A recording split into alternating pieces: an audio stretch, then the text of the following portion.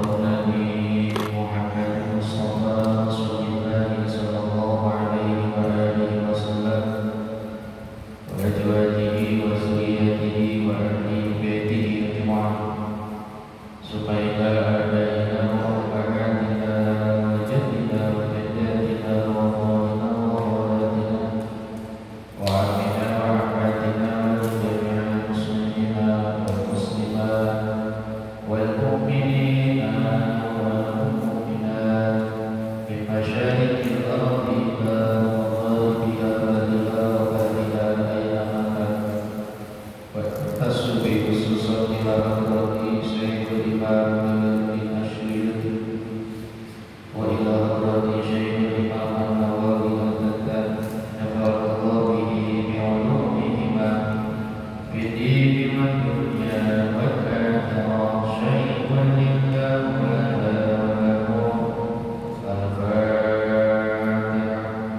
A'udzu billahi minasy syaithanir rajim. Bismillahirrahmanirrahim. Alhamdulillahi rabbil alamin arrahmanir rahim maliki yaumiddin. Iyyaka na'budu wa iyyaka nasta'in ihdinas siratal mustaqim siratal ladzina an'amta 'alaihim ghairil maghdubi 'alaihim waladdallin. Waghfir lana dhunubana wa liwalidayna amin. Bismillahirrahmanirrahim. Alhamdulillahi rabbil alamin wa bihi nasta'in 'ala umuri dunya waddin. Assalatu wassalamu 'ala asyrafil anbiya'i wal mursalin sayyidina wa habibina wa syafi'ina wa maulana Muhammadin wa 'ala alihi wa sahbihi ajma'in. Amma ba'd. Rabbi shrah li sadri wa yassir li amri wa hlul 'uqdatam min lisani yafqahu qawli. Hadratil kiram, para alim ulama, para mujaddid, para tokoh masyarakat, jamaah salat maghrib, jamaah majelis taklim yang sama-sama dimuliakan Allah Subhanahu wa taala. Alhamdulillah, malam ini kita diberikan sehat walafiat, bisa hadir dalam taklim kita setiap minggunya, di mana di pekan ini kajian kita adalah kitab Lubabul Hadis, bahasan tentang fadhailul ilmi wal ulama, masih membahas sabda Nabi kita Nabi Muhammad sallallahu alaihi wa alihi wasallam. Bismillahirrahmanirrahim. Wa qala Nabi sallallahu alaihi wasallam, man akrama 'aliman faqad akramani wa man akramani faqad akrama wa man akrama Allah fa'awahul jannah. Wa qala Nabi, dan telah bersabda baginda Nabi sallallahu alaihi wasallam, man akrama 'aliman, barang siapa yang memuliakan orang yang adil, faqad akramani, maka sungguh dia telah memuliakan aku. Wa man akramani, dan siapa yang memuliakan aku, faqad akramallaha, maka sungguh dia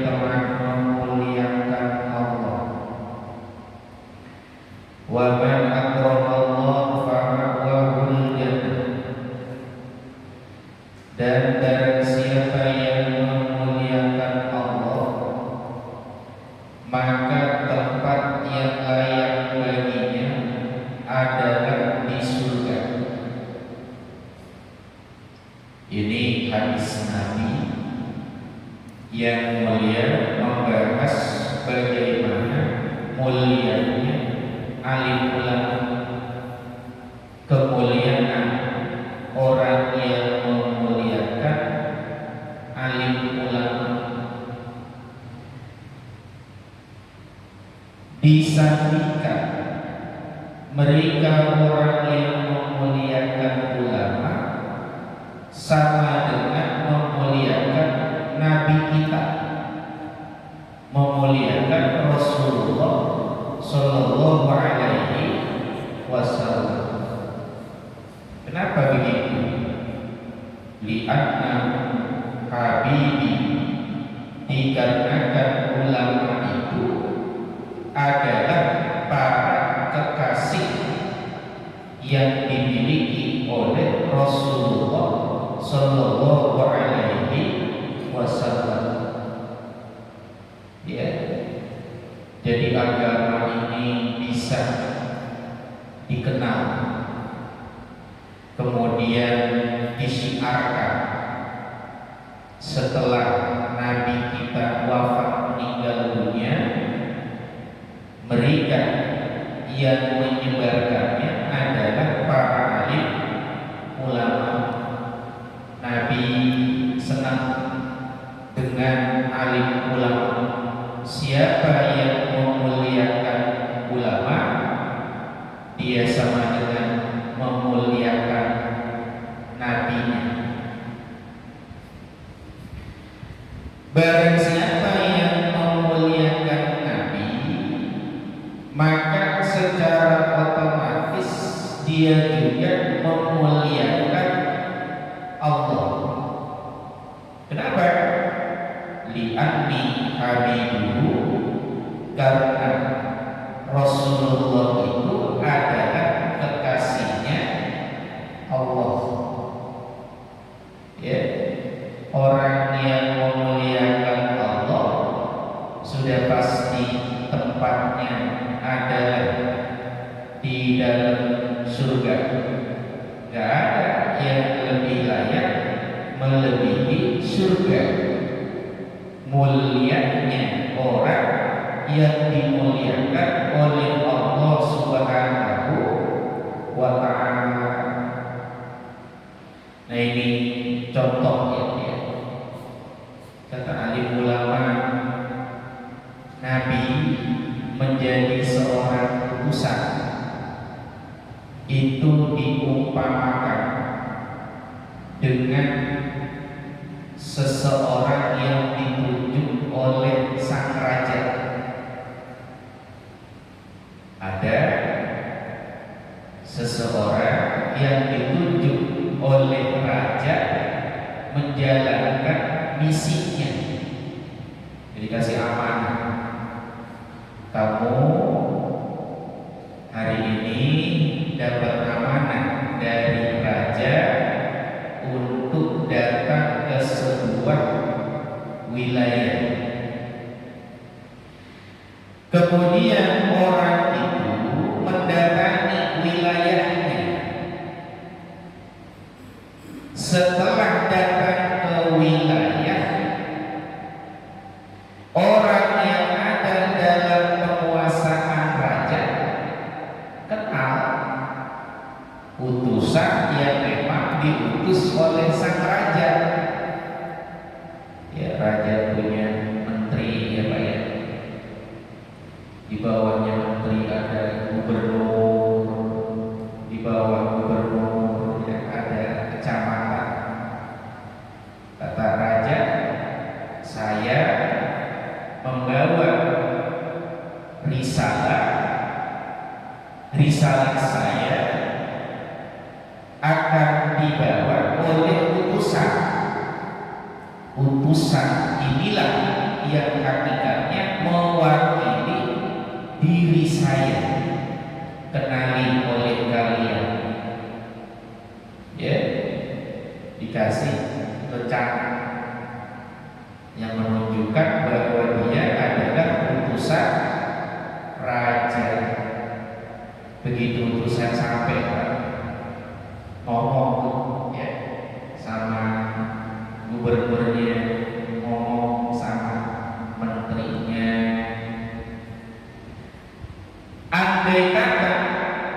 itu utusan dimuliakan, niscaya dia sama saja memuliakan raja.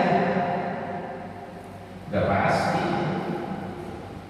Kalau seandainya menghina utusan raja, berarti dia menghina kepada raja yang telah mengutusnya. Gak ada belas kasihnya.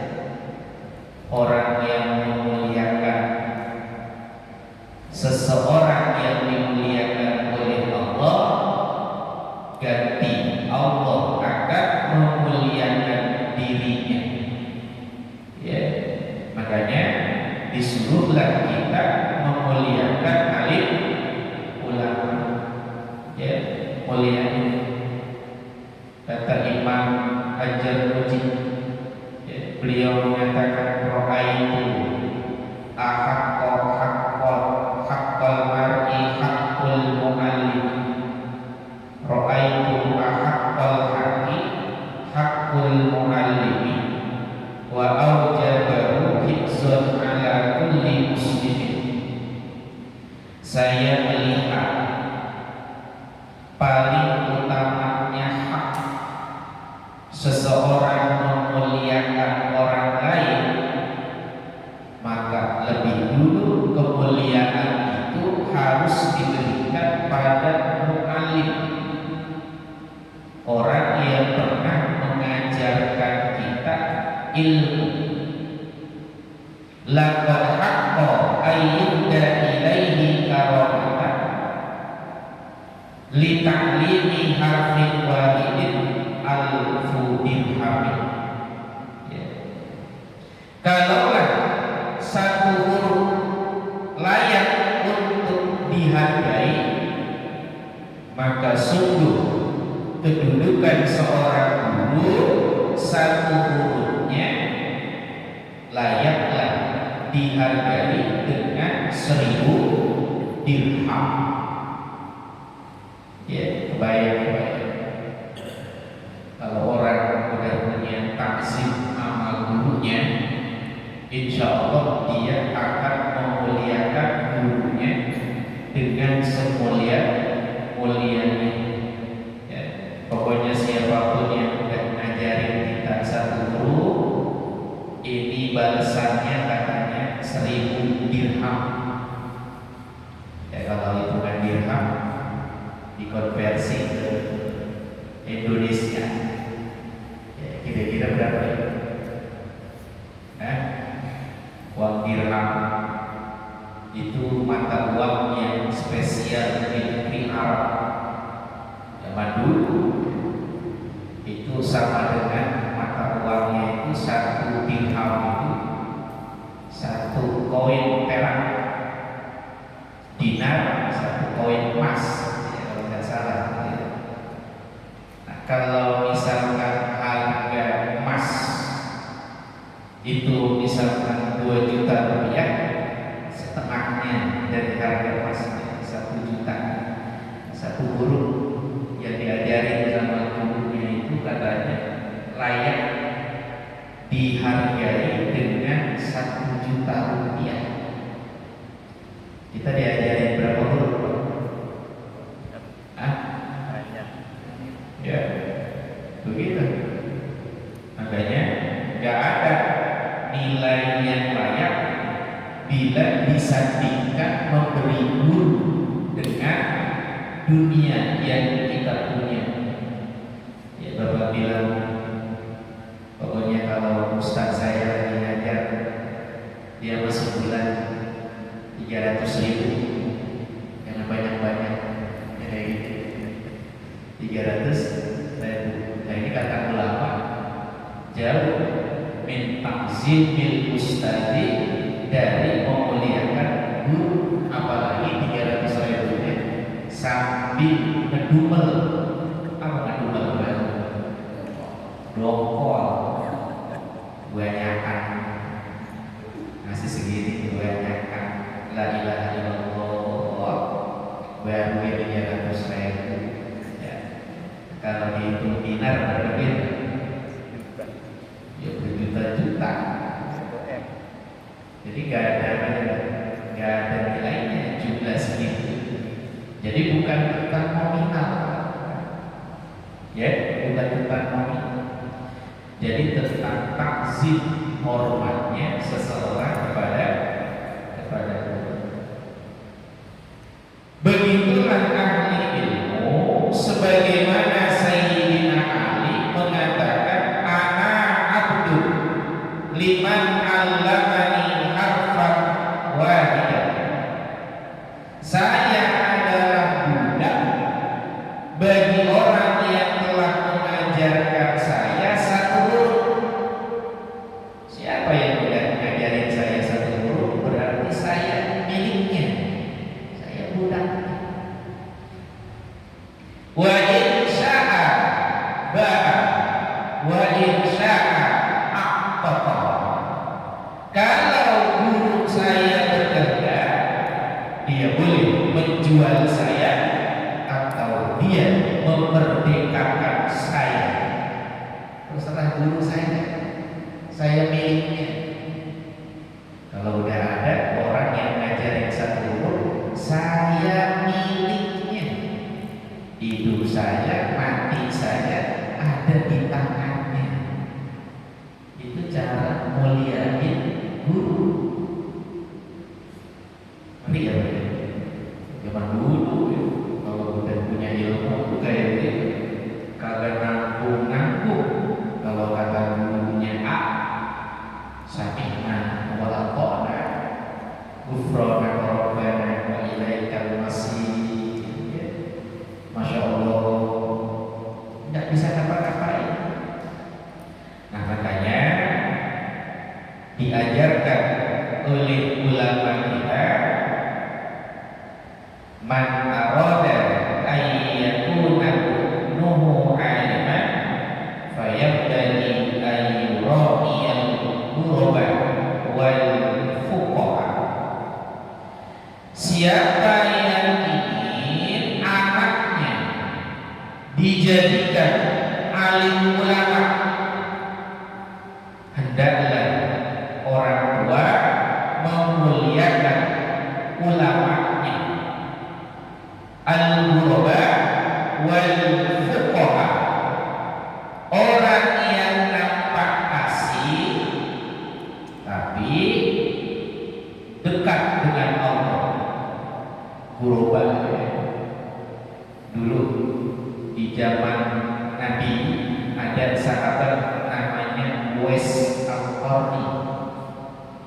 Itu gak dikenal, sahabat gak ada yang paham siapa Uwais Al-Qarni. Kata Nabi, kalau kamu dikasih umur panjang oleh Allah, bisa mendatangi satu negeri Yaman, ada laki-laki Uwais Al-Qarni.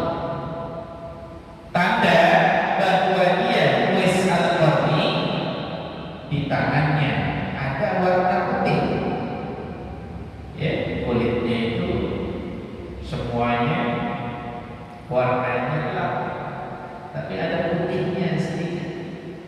Itu adalah warna dari penyakit sofak belah. Dulu didoain sama ibunya, ya Rob, saya punya anak Uwais Al-Qarni soleh, jadikan dia punya penyakit sembuh. Itu belang hilang, yang tersisa putihnya cuma di tangan sebelah sini.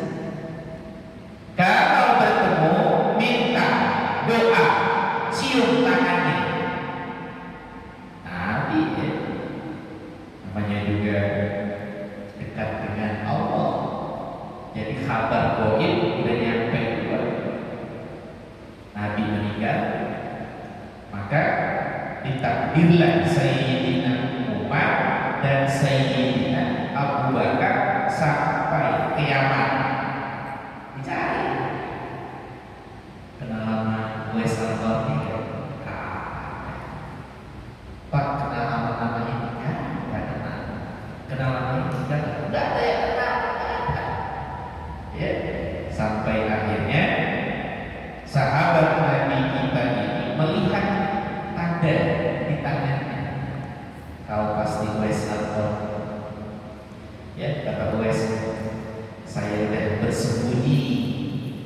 manusia agar jangan ada yang kenal dengan saya, ternyata masih dikenal. Asbab wasilah, siapa engkau mengenali? Rasulullah. Masya Allah, nangis, pengennya bersembunyi, tidak mau diketahui orang. Nah ini katanya gharib, orang yang memang samar, nggak dikenal sama orang. Ya, gharib, dia adalah orang yang terpencil, dia adalah orang yang betul-betul tidak diketahui manusia bahwa dia orang yang dekat dengan Allah Subhanahu wa Ta'ala. Minta doa, didoain. Kalau ini Nabi, ya didoain sama Allah Subhanahu. Nah, ditanya, ikhwal, kenapa Rasulullah memintakan kami agar didoakan oleh Uwais Al-Qarni? Lantaran Uwais Al-Qarni asik di dunia, terkenal di langit.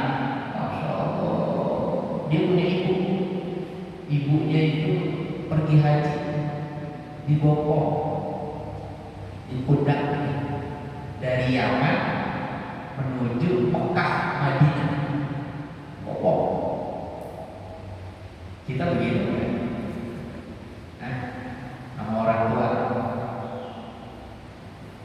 rela bopong mak, ya baru sakit dikit ya, orang tua bomelin mulu. Aduh, mak nyusahin anak banyak. Ya baru segitu, nggak sampai seujung kuku yang dimiliki oleh Uwais Al-Qarni. Nah ini katanya, kata anak kalau ketemu sama orang begitu, muliain al-ghuraba. Ya. Kalau nggak ketemu dengan al-ghuraba, al-fuqaha, orang yang hakikatnya ilmunya, nurnya nampak jelas di pandangan manusia, alimnya kelihatan, gitu. Ya, kan kalau kita ditanya ada ulama kelas kaliber internasional, ya beliau Habib Umar bin Hafiz, ada kelas ulama nasional, gitu ya. Siapa? Beliau Tuan Guru Kiai Haji Abdus Somad, ya ulama nasional. Nanti kalau disebutin lagi yang nasional banyak kita ya, di Jawa Tengah, di Jawa Timur, ya pemangku pondok-pondok pesantren gede, datangi, muliain mereka, hormati mereka, wa yu'azzimahum wa yukrimahum wa yu'tiyahum syai'an. Datangi mereka, takzimlah kepada mereka. Kalaulah seandainya bisa memberikan sesuatu, berikan kepada mereka. Apa yang bisa kita beri sama mereka? Ya, contohnya ya Pak ya, sedekah, hadiah, makan dan minuman yang menjadikan mereka senang karenanya. Ya, Bapak datengin, nah kita pulang kampung ya Pak ya, bentar lagi mau ketemu nenek, nenekmu di Pekalongan. Ayo siap-siap, Bapak mau mengajak kamu ke ulama ini, ulama itu, gitu. Jadi jangan cuma pulang ke Pekalongan tapi nggak pernah nyaba ulama. Di Pekalongan ada siapa? Sahabat. Bawa anaknya, buah tangannya disentakan, deketi mereka. Ya, Assalamualaikum Kiai, Guru, ini saya datang sesuatu buah tangan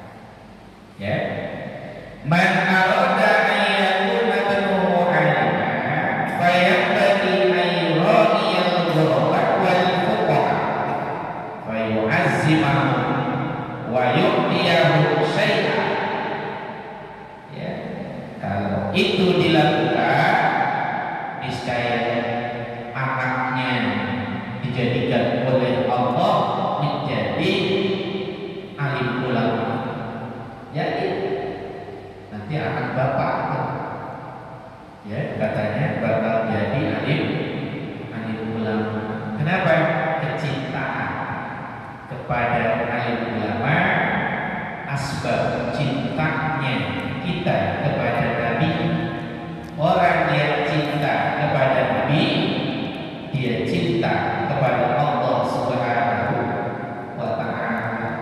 Ya, al ulama warasatul anbiya, ulama adalah pewarisnya dari para nabi.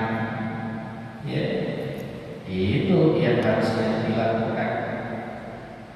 Ya, mudah-mudahan kita bisa selalu mendekatkan diri kita dengan alim ulama. Wa qala Nabi sallallahu alaihi wasallam, dan telah bersabda baginda Nabi sallallahu alaihi wasallam, naumul alimi afdalu min ibadatil jahil. Tidurnya orang alim lebih utama dari ibadah orang yang bodoh. Ada orang lagi tidur, ya, ternyata yang tidur itu orang soleh, ilmunya ada, ya, takut sama Allah. Ternyata di samping orang yang lagi tidur itu, ternyata ada orang yang ahli ibadah lagi sholat. Ya.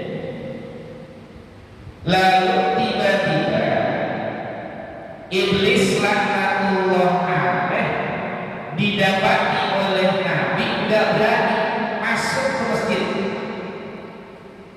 Ya, kata Nabi, bolak-balik itu apa itu? Biasanya punya kerjaan gangguin manusia. Kenapa ini bolak-balik di depan pintu masjid, gak mau masuk ke masjid? Kata iblis sama Nabi, ada yang tidur, saya takut sama yang lagi tidur.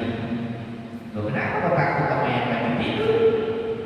Yang lagi tidur mah biasanya kayak ketawa, gak ngorok kemana-mana. Kalau yang sholat ingat nama Allah, lah kenapa jadi takut sama yang tidur? Yang sholat ingat Allah, kamu gak takut? Lies, iblis ada bayang. Ya, kata iblis, yang sholat ahli ibadah, cuma tolong bodoh. Sholat senang sujud tapi gak pakai ilmu. Nah, gampang saya goda. Lihat aja itu lagi sholat, Allahu Akbar, saya buat akalnya hilang, pikirannya kemana-mana, dunia diingat selama sujud. Benar ya? Kita kalau lagi sholat yang dipikir apa? Pikir apa? Utang. Ya Allah, belum dibayar utang. Ya Allah, kerjaan, ya, kaget juga muncul anak butuh biaya sekolah. Ya Allah, duit hilang. Ayo gimana Pak? Begitu selesai sholat, sadar, astagfirullah, lah kok udah hanya sholat, nggak punya ilmu, makanya sholatnya kemana-mana. Ya, ada yang sholat, dia merasa sholat, tapi belum sholat. Yang mana itu? Sholat tidak disertai dengan mengamalkan ilmu. Ya, biasanya di sholat itu ada syarat sahnya sholat, sesuatu yang dilakukan sebelum sholat. Kalau belum dilakukan, sholatnya nggak sah. Nutup aurat, suci dari hadas besar, hadas kecil, ya Pak ya, menghadap ke arah kiblat. Ini kadang-kadang ada sholat auratnya kemana-mana. Dia merasa udah ibadah, sehingga kalau dinasihati dia nggak terima bahwa dia belum sholat. Jahil, bodohnya dia dengan ilmu. Tapi yang tidur disertai dengan ilmu kepada Allah Subhanahu wa Ta'ala. Ya, tidurnya punya wudu, sebelum mata terpejam dia mengucapkan kalimat thayyibah, belum al-mu'awwidzatain, belum doa yang khusus perlindungan kepada Tuhannya. Ya, begitu sujud, tidur, malaikat senantiasa menjaganya. Lah saya ngedeketin ini orang yang lagi tidur, badan saya panas, terbakar. Ya Allah, nggak sanggup. Coba yang tidur ada, saya bisa nyelesain ngegoda orang yang lagi sholat. Benar. Ya, makanya ada riwayat setan, iblis lari melihat bayangan Sayyidina Umar. Lari, bayangannya kabur. Kenapa kabur? Alim, orang ini punya ilmu. Nah, makanya benar bahwa tidurnya orang alim itu lebih utama dibandingkan ibadah yang dilakukan oleh orang yang bodoh. Ya, hati-hati. Ya, biasanya kalau orang yang bodoh ini gak pernah bisa dikalahkan dengan hujah. Sayyidina Ali sampai bilang, kalau saya berdebat, mujahadah dan mujadalah dengan ahli ilmu itu gak pernah kalah. Artinya debat itu membicarakan tentang suatu masalah. Ini Sayyidina Ali tidak pernah kalah. Tapi kalau sama orang bodoh, kata Sayyidina Ali, saya kalah mulu. Kenapa kalah mulu? Orang bodoh nggak tahu dirinya bodoh, bahkan merasa dirinya itu orang alim. Bahaya.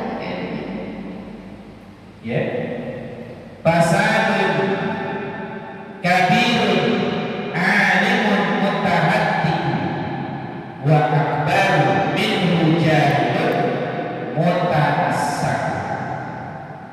Ya, Syekh Al-Jarnuji beliau bilang begini, kerusakan terjadi pada dua orang.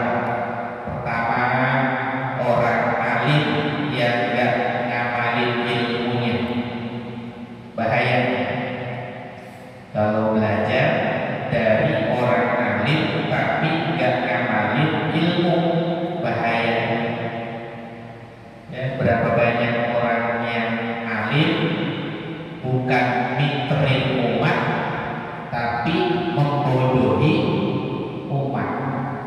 Banyak orangnya pinter tapi hanya untuk mencari keuntungan dari orang-orang bodoh. Alim, pinter, benar-benar pinter, tapi jadi penipu. Bahaya kalau belajar dari dia. Lebih bahaya lagi orang bodoh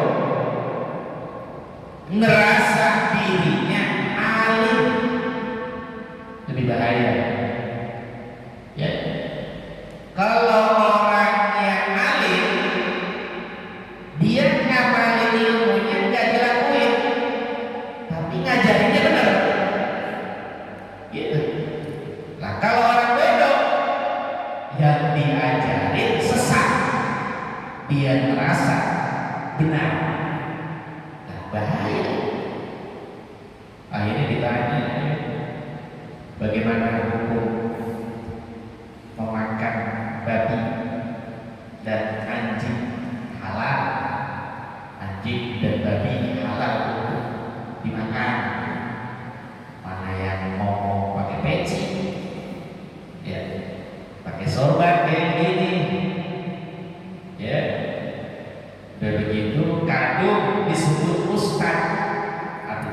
Ustaz dituain sama orang lah ngomong bisa anjing halal dimakan, babi halal dimakan, tidak apa-apa. Kencing anjing suci, repot ya. Ini ngaji di mana? Akhirnya orang yang nganggur-nganggur ya karena nganggap dia orang yang alim ya, yang begini bahaya, apalagi bagi mereka yang sedang mencari ilmu ya. Naudzubillah min dzalik. Jangan ya, kita minta sama Allah mudah-mudahan dijauhkan dari orang-orang yang tidak memahami ilmu sebagai guru-guru kita. Jangan ya, manfaatnya sedikit, mudaratnya jauh lebih besar. Wa qala Nabi sallallahu alaihi wasallam man ta'allama baban minal ilmi ya'mal bihi aw lam ya'mal bihi kana afdala min ay yusalliya al-fara'atin tatawwu'an. Man ta'allama baban minal ilmi, barang siapa yang menuntut satu ilmu, ya'mal bihi seraya mengamalkannya, aw lam ya'mal bihi atau tidak mengamalkannya, karena afdola min ayyusalliya al-fara'atin tatawwu'an, adalah itu jauh lebih utama daripada dia sholat 1000 rakaat. Halnya sholat yang dilakukan adalah sholat sunnah. Dimuliakan tadi muliain ulama udah gede pahalanya. Maka ikhwal duduk di majelisnya alim ulama, pahalanya diberikan oleh Allah lebih utama daripada 1000 rakaat, mau diamalin ataupun tidak. Dari sini pulang, bapak pulang, kata bapak, Ustaz bisa saya suruh muliain guru, pan saya dari dulu gak pernah itu ngedeketin guru, sekarang malah dibebanin suruh muliain guru saya, lah repot amat. Kata bapak begitu, pulang gak diamalin, tenang, pahalanya sudah dapat 1000 rakaat. Masya Allah, enak ya. Pokoknya nongkrong aja di sini. Lah kalau kagak ngaji, dapat gak? Lah kagak, boro-boro saya. Berapa rakaat dapatnya? Hanya dengan duduk bejoglo aja, mau paham ataupun gak paham, mau diamalin ataupun tidak, dia dapat pahala bagaikan yang sholat 1000 rakaat. 1000 rakaat berapa jam? Terawih 23 rakaat, 1 jam ada. Terawih 23 rakaat 1 jam. Lah kalau 1000, ya udah, nggak usah dihitung. Itu saking banyaknya pahala. Ya makanya rugi, Pak. Di mana ada taklim pengajian kok nggak hadir, saya benar-benar saya ya. Makanya bapak dimanapun ada taklim datang ya, berburu pahala. Kenapa? selama hidup di dunia. Lah kalau udah mati, nggak bisa kita punya kemampuan memperoleh fadilah dari alim ulama. Duduknya saja menjadikan dia menjadi orang yang mulia. Wa qala Nabi sallallahu alaihi wa alihi wasallam, dan bersabda baginda Nabi sallallahu alaihi wa alihi wasallam, ma min alimin la ya'malu bi ilmihi illa naza'allahu ruhahu ala ghairi syahadah. Tidak ada orang yang alim kemudian dia tidak mengamalkan ilmunya kecuali Allah akan mencabut rohnya tanpa mampu bersyahadat. Ya, ancaman ya. Kata Nabi, kalau udah belajar jadi mu'alim, ya, orang yang mengajarkan ilmu, maka yang paling berat itu mengamalkannya. Siapa di antara kita jadi ulama tidak mengamalkan ilmunya, maka ruhnya dicabut oleh Allah tanpa memiliki kemampuan syahadat. Ya, jangan heran nanti kalau ada orang alim meninggalnya nggak bisa la ilaha illallah, usaha ngomong la ilaha illallah, ini lantaran dia nggak ngamalin ilmu. Wa nadahu munadin minas sama, kemudian memanggil satu panggilan dari orang yang memanggil di arah langit.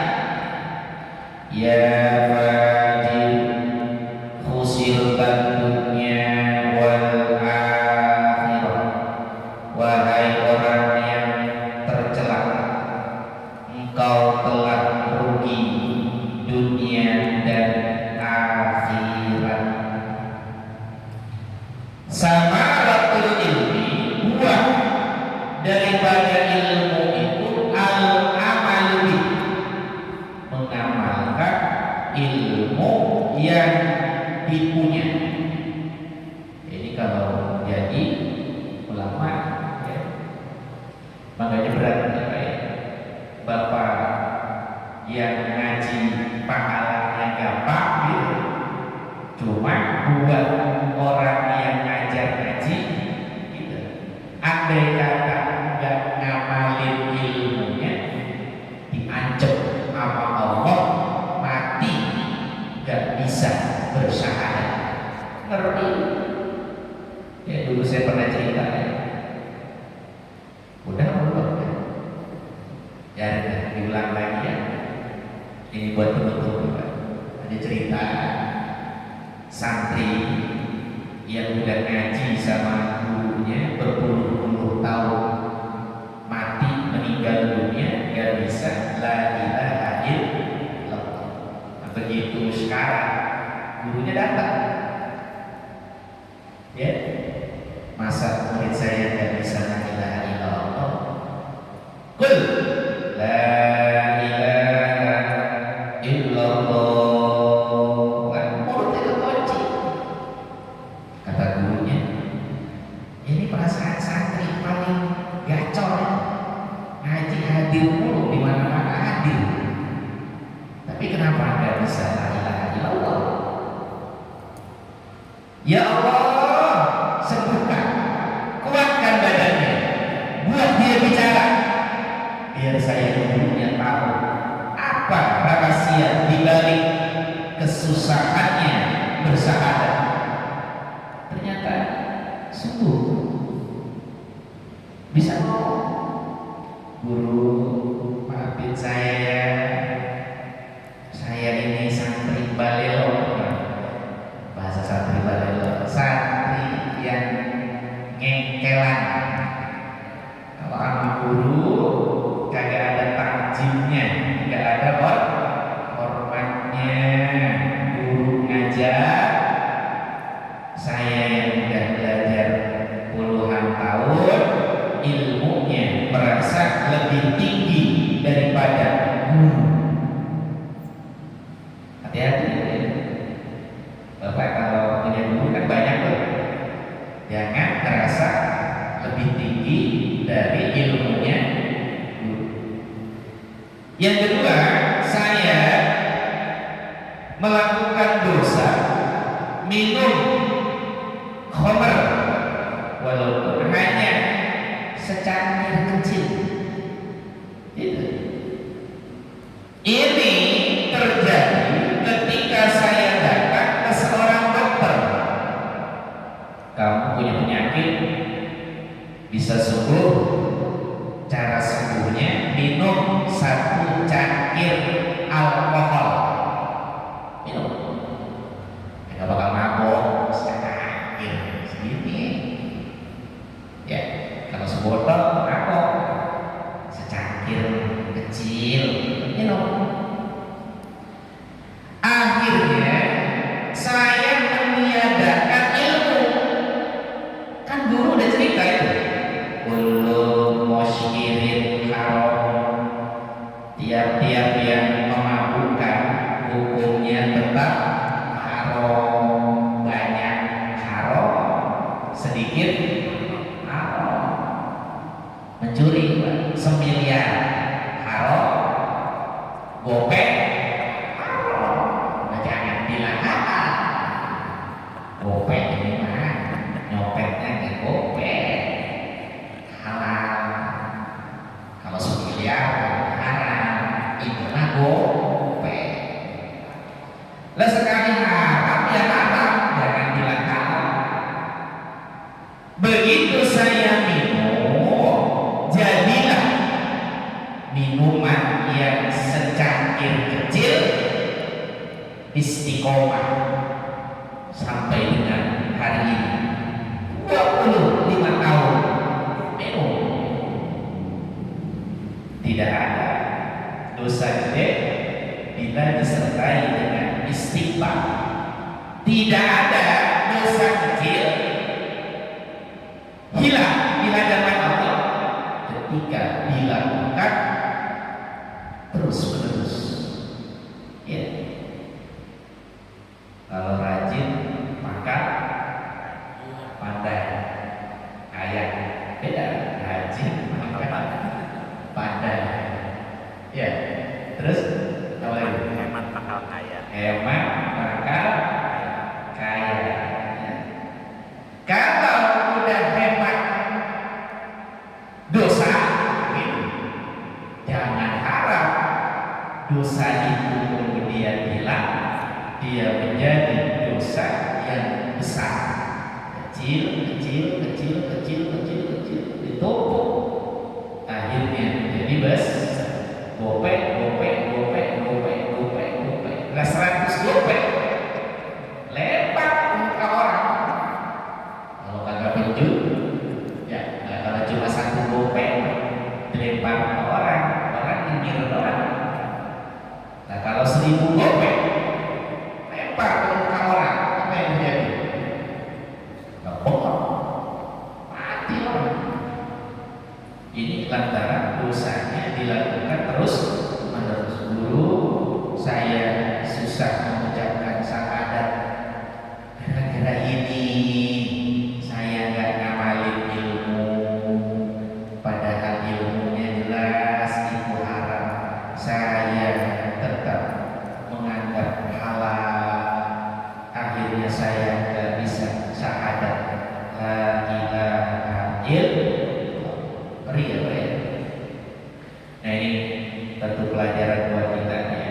Mudah-mudahan kita bisa mengamalkan sebagaimana yang diajarkan oleh Nabi kita, Nabi Muhammad sallallahu alaihi wasallam. Wa qala Nabi sallallahu alaihi wasallam, man zara aliman faka'annama zara. Wallahu a'lam bishawab. Inilah pengajian kita, walau sedikit mudah-mudahan ada hikmah dan manfaatnya. Amin. Ya Rabbal Al-Fatihah. A'udzu billahi minasyaitonir rajim. Bismillahirrahmanirrahim. Alhamdulillahi rabbil alamin. Arrahmanir rahim. Maliki yaumiddin.